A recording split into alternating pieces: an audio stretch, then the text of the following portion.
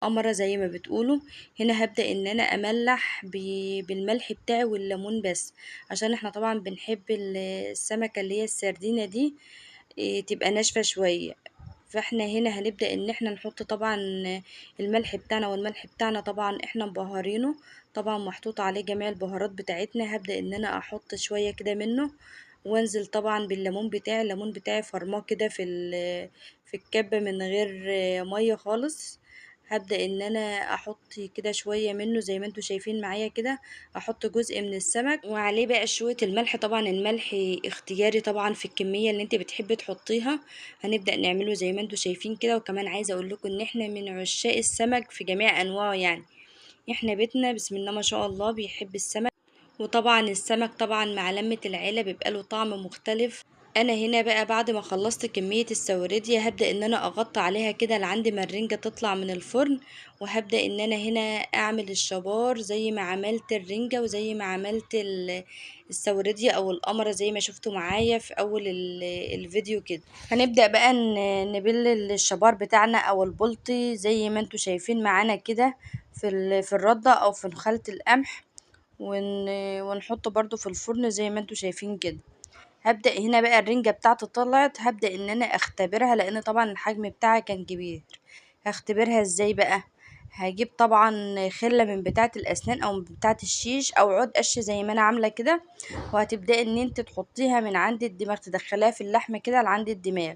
لو خرجت فيها دم يبقى طبعا عايزة سوي شوية، طلعت ناشفة يبقى هي مستوية وكويسة. هنا طبعا الرنجة بتاعتنا عايزة اقول لكم انها كانت سايحة ومدخنة خالص في الفرن. هملحها طبعا بالشكل اللي انتوا شفتوا القمرة بعملها بيه او السوردية. هملحها معايا كده برضو بليمون والدقة بتاعتي او الملح طبعا اللي احنا مبهرينه. هنا طبعا الشبار بتاعي كان جزء منه كده طلع من الفرن. وطبعا انا عاملة نوع تاني كده من انواع الدقة يعني او التمليحة اللي احنا هنملح فيها الشبار. الشبار طبعا احنا بنحبش نرش عليه، احنا بنحب نملحه بتمليحة توم على ليمون على فلفل، البهارات طبعا بتاعتنا. وهنبدأ ان احنا نزود شوية مية ونفرمه في الكبة او نفرمه في الخلاط زي ما احنا عاملينه كده. وهبدأ ان انا بعد ما السمك يطلع من الفرن هبدأ املحه وهو سخن. احنا بنحب نملح السمك طبعا وهو خارج من الفرن عشان يبقى شارب طبعا من التمليحة اللي احنا عاملينها دي او من الدقة اللي احنا عاملينها دي. وبقى الطعم بتاعه مش عايزة اقول لكم عليه، الطعم بتاعه بيبقى بسم الله ما شاء الله. جربوه بس بالطريقة بتاعتنا دي وان شاء الله هتعتمدوها على طول. عايزه اقول لكم حبايب قلبي بقى لو وصلنا لعندي هنا من الفيديو، لايك كده وشير وشيروا طبعا الفيديو بتاعنا كده مع حبايبكم عشان طبعا قناتنا الحلوه دي تكبر بيكم.